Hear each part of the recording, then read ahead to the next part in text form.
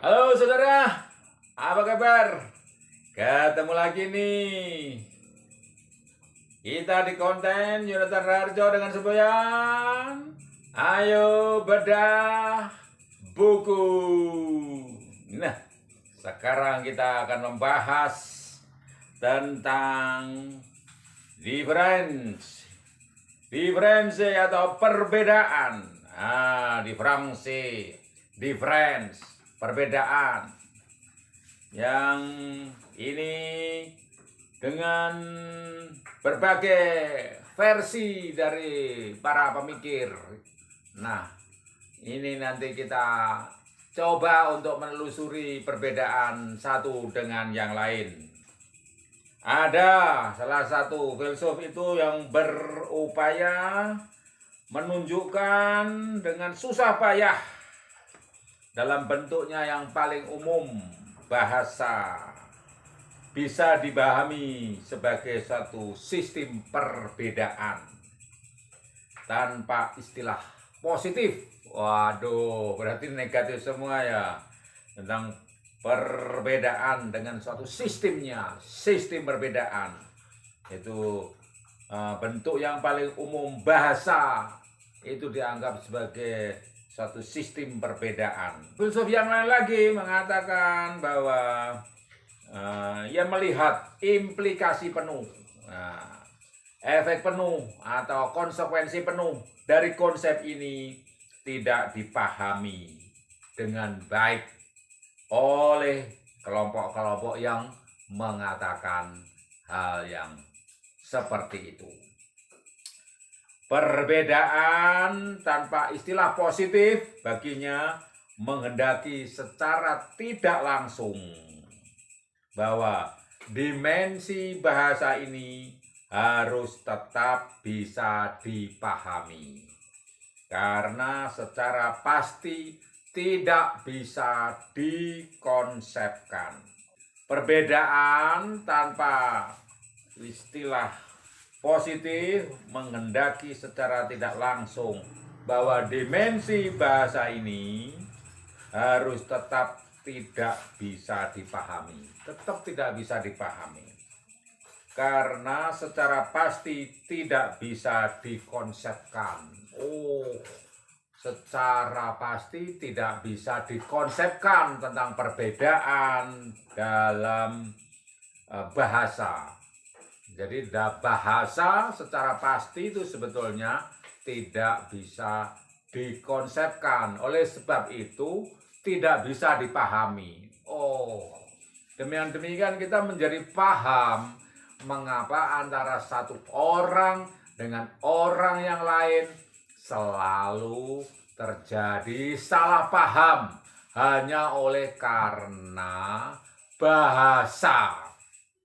Bukan hanya bahasanya yang berbeda, tetapi meskipun bahasa yang dipakai sama-sama bahasanya, misalnya saya memakai bahasa Indonesia dalam percakapan sehari-hari, tetapi ternyata orang belum tentu memahami apa yang saya maksudkan walaupun sama-sama memakai bahasa Indonesia.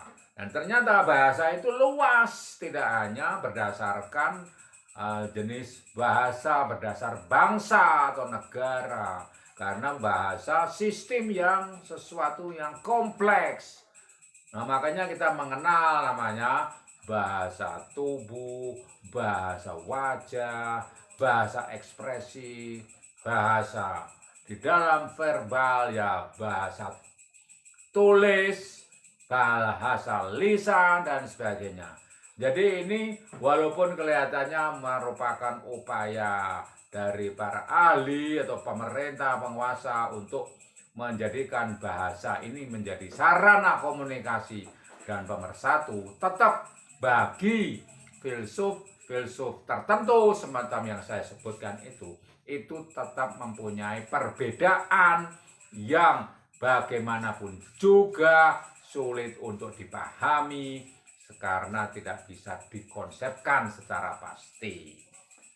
Nah, dengan demikian kita memahami ini hanya pemikiran ya pemikiran. Seperti yang kita pahami pada konten sebelumnya, bahwa filsafat dekonstruksi, logika, identitas, tujuannya adalah untuk menciptakan kreativitas di dalam filsafat sebagai suatu fitrah filsafat yang berpikir kritis, bukan semata-mata mau meniadakan konsep-konsep yang sudah ada atau sekedar melanjutkan, tetapi mengkritisi itu untuk menggairahkan kreativitas. Nah, di sini pun bahasa pun dikritisi, karena bagaimanapun juga kita sudah bisa merasakan manfaat bahasa di dalam hubungan antara manusia dengan manusia, bahkan bangsa dengan bangsa, itu bisa terjadi.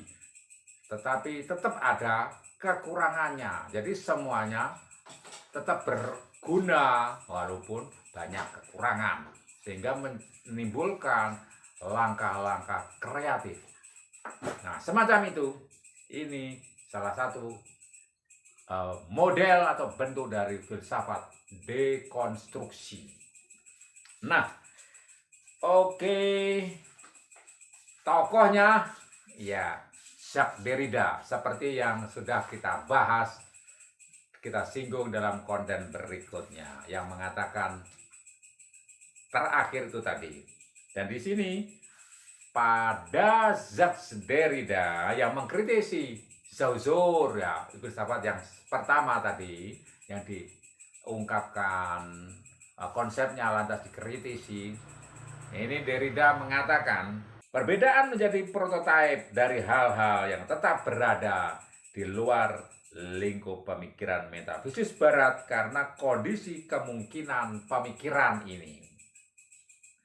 Tentu saja dalam kehidupan sehari-hari orang-orang berbicara tentang segala perbedaan.